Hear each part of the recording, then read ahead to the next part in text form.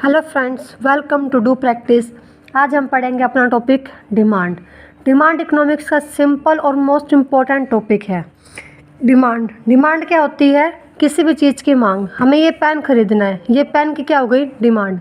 पर इकोनॉमिक्स के अंदर डिमांड के 5 एलिमेंट्स होना ज़रूरी है। First is desire for commodity. उस चीज़ को खरीदने की हमारे अंदर इच्छा होनी चाहिए कि मैं ये चीज़ खरीदनी है। Second one is ability to pay. जितने की वो चीज़ है हम उतना पे करने के एबल भी होने चाहिए। वो चीज़ 10 रुपये की है पर हमारे पास इतने पैसे ही नहीं है कि हम उसको पे कर पाए, तो एबिलिटी भी होनी ज़रूरी है। थर्ड इज़ विलिंगनेस टू पे। विलिंगनेस टू पे का मतलब है कि हम उस चीज़ को उतना पे करने के विलिंग भी होने चाहिए, जितने की वो चीज़ है उतना भुगतान करने के तैयार भी होने चाहिए। Fourth is at a given price. जितने प्राइस की वो चीज़ है उसी प्राइस पे हमें वो खरीदनी होनी चाहिए। ओडी है हमें 10 रुपये में चाहिए, ऐसा थोड़ा मिलेगी। तो जितने की वो चीज़ है उतने में हमें खरीदने के लिए तैयार होने चाहिए। स्पेसिफाइड टाइम, उसी टाइम के अंदर। तो इकोनॉमिक्स में डिमांड का मतलब है कि उसी टाइम के स्पेसिफाइड टाइम में उसी प्राइस पे हम उस चीज़ की को खरीदने के लिए इच्छा भी होनी चाहिए, विलिंग भी होने चाहिए, और साथ साथ उतना पे करने के विलिंग भी होने चाहिए, और साथ साथ उतना पे करने के हम एबल भी होने चाहिए।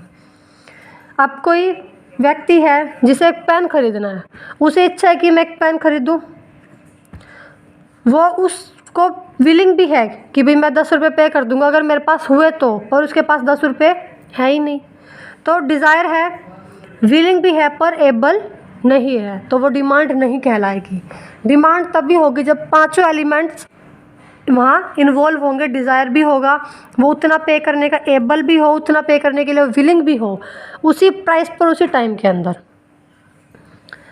आगे हम पढ़ेंगे determinants of demand.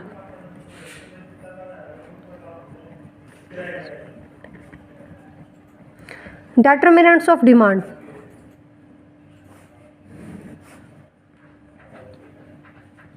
Demand function है प्राइस का, मनी इनकम का, टेस्ट प्रेफरेंस का, टाइम का, और प्राइस ऑफ रिलेटेड गुड्स का। अब हम इन पॉइंट्स सब पॉइंट्स को अलग अलग पढ़ेंगे। सबसे पहला पी, प्राइस। ये पांचों ही पॉइंट डिमांड को इफेक्ट करते हैं। प्राइस भी, मनी इनकम भी, टाइम भी, टेस्ट प्रेफरेंस भी, और प्राइस ऑफ रिलेटेड गुड्स भी। सबसे पहले प्राइस। अगर किसी भी चीज़ का प्राइस, किसी भी कमोडिटी का प्राइस अगर बढ़ता है तो डिमांड उसकी कम हो जाएगी। पहले उसका प्राइस 10 रुपये था तो डिमांड भी 10 रुपये थी। अब उसका प्राइस 10 से बढ़ के कितना हो गया? 11, तो उसकी डिमांड क्या हो जाएगी? 9।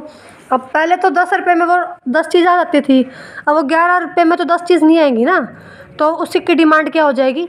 कम हो जाएगी। और अगर उसी कमोडिटी का प्राइस कम हो जाता है तो डिमांड क्या हो जाएगी?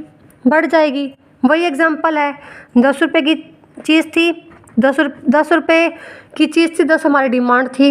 अब 10 से प्राइस कम हो गया, कितना हो गया? 9। तो वो 10 ही रुपये में हम कितनी चीज़ खरीद सकते हैं? 11 चीज़ खरीद सकते हैं। तो किसी भी कमोडिटी का प्राइस बढ़ेगा तो डिमांड कम हो जाएगी, अगर प्राइस कम होगा तो डिमांड बढ़ जाएगी। सेकंड है हमारा Y. Y means money income. Income, जितनी हमारी इनकम होगी, जितना हमारा जेब में पैसा होगा उतनी तो डिमांड होगी। आज हमारी इनकम अगर हमारी बढ़ जाएगी तो डिमांड हमारी बढ़ जाएगी। हमारे पास पहले उस चीज़ को खरीदने के लिए 100 रुपये थे तो हम 50 चीज़ खरीद पाते थे। अगर हमारी इनकम बढ़ के 150 हो गई तो हमारी डिमांड भी बढ़ जाएगी। और अगर हमारी डिमांड कम हो गई तो, अगर हमारी इनकम कम हो गई तो डिमांड हमारी कम हो जाएगी। तो पहले हमारे पास 100 रुपये थे तो हम 50 चीज़ खरीद पाते थे, हमारी इनकम कम हो गई 50 रुपये हो गई तो डिमांड कितनी रह जाएगी? 25 रह जाएगी। तो अगर इनकम से भी डिमांड चेंज होती है। इनकम बढ़ेगी तो डिमांड बढ़ जाएगी, और इनकम कम होगी, पैसा ही नहीं रहेगा तो डिमांड कहाँ से आएगी? तो डिमांड भी कम हो जाएगी। नेक्स्ट है T, test and preference. Test and preference means अगर उस चीज़ को लेकर, उस कमोडिटी को लेकर हमारा टेस्ट फेवरेबल है। फेवरेबल है मतलब कि हम उस चीज़ को खरीदना चाहते हैं, तो डिमांड भी बढ़ेगी। अब एसी है, एसी अगर हम खरीदना चाहते हैं, हमारा प्रेफरेंस है कि हम एसी खरीदें, फेवरेबल टेस्ट है तो डिमांड एसी की बढ़ेगी। और अगर हमारा टेस्ट फेवरेबल ही नहीं, हम उस चीज़ को ख़रीदना ही नहीं चाहते, तो डिमांड हमारी कम हो जाएगी। टेस्ट प्रेफरेंस फेवरेबल है, डिमांड बढ़ेगी। अगर टेस्ट प्रेफरेंस हमारा फेवरेबल नहीं है, कम फेवर में नहीं है, तो डिमांड हमारी कम हो जाएगी। नेक्स्ट है टाइम। टाइम, अगर टाइम हमारा फेवरेबल है, समर के सीज़न में, गर्मियों के सीज़न में एसी की डिमांड बहुत रहती है। अगर टाइम फेवरेबल है तो डिमांड बढ़ जाएगी। और विंटर के सीज़न में एसी की डिमांड, एसी का टाइम नहीं होता, टाइम क्या होता है, अनफेवरेबल होता है विंटर सीज़न में एसी का, तो डिमांड कम हो जाएगी। अगर टाइम फेवरेबल ही नहीं होगा तो डिमांड नहीं होगी। अगर टाइम फेवरेबल होगा तो डिमांड बहुत बढ़ेगी। अगला है PR, price of related goods. Price of related goods में 2 पॉइंट्स आते हैं। एक तो है सब्स्टिट्यूट गुड्स और एक है कॉम्प्लीमेंट्री गुड्स।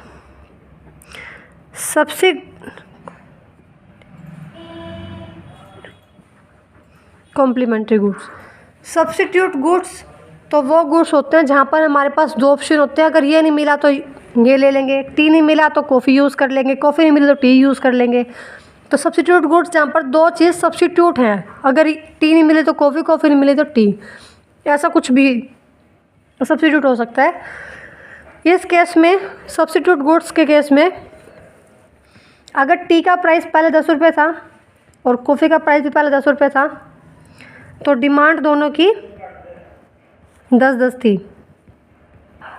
अगर टी का प्राइस बढ़ के 11 हो गया तो पीपल्स टी को छोड़कर कॉफ़ी पर स्विच हो जाएंगे।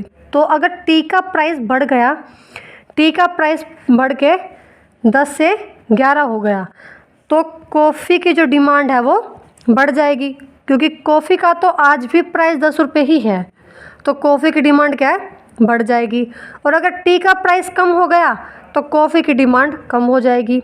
अगर टी का प्राइस 10 से बढ़ के, टी का प्राइस 10 से कम हो के 9 रुपये आ गया, तो कॉफ़ी का प्राइस 10 रुपये ही है, तो कॉफ़ी की डिमांड कम हो जाएगी। सब्स्टिट्यूट गुड्स में अगर किसी दूसरे गुड्स का प्राइस ज़्यादा हो जाता है तो उससे अलग गुड्स का प्राइस, डिमांड बढ़ जाती है। टी का प्राइस बढ़ा तो कॉफ़ी की डिमांड बढ़ गई, और अगर टी का प्राइस कम होता है तो कॉफ़ी की डिमांड कम हो गई। अगला है कॉम्प्लीमेंट्री गुड्स। कॉम्प्लीमेंट्री गुड्स जो एक दूसरे के पूरक होते हैं, जैसे कि पेट्रोल और कार। पेट्रोल और कार कॉम्प्लीमेंट्री है। अगर पेट्रोल का प्राइस बढ़ जाता है तो कार की डिमांड कम हो जाएगी, क्योंकि बिना पेट्रोल के तो कार चलेगी नहीं। अगर पेट्रोल का प्राइस बढ़ जाता है तो कार की डिमांड कम हो जाएगी। अगर पेट्रोल का प्राइस कम हो जाता है तो कार की डिमांड्स बढ़ जाएंगी। सब्स्टिट्यूट गुड्स में प्राइस का और डिमांड का रिलेशनशिप पॉजिटिव होता है। अगर प्राइस सब्स्टिट्यूट गुड्स का बढ़ेगा तो कॉफ़ी की डिमांड बढ़ जाएगी, सब्स्टिट्यूट गुड्स की डिमांड बढ़ जाएगी। अगर किसी का प्राइस कम होता है तो उससे नेक्स्ट जो है सब्स्टिट्यूट गुड्स, उसकी डिमांड कम हो जाएगी। पर कम्प्लीमेंट्री गुड्स में रिलेशनशिप नेगेटिव होता है। अगर प्राइस बढ़ेगा पेट्रोल का तो कार की डिमांड कम हो जाएगी, और पेट्रोल का प्राइस कम होगा तो कार की डिमांड बढ़ जाएगी। अगर आपको इस टॉपिक से रिलेटेड कुछ पूछना है तो आप नीचे कमेंट कर सकते हैं। अगर आपको कोई और टॉपिक पर भी वीडियो चाहिए तो आप नीचे कमेंट में बताएं।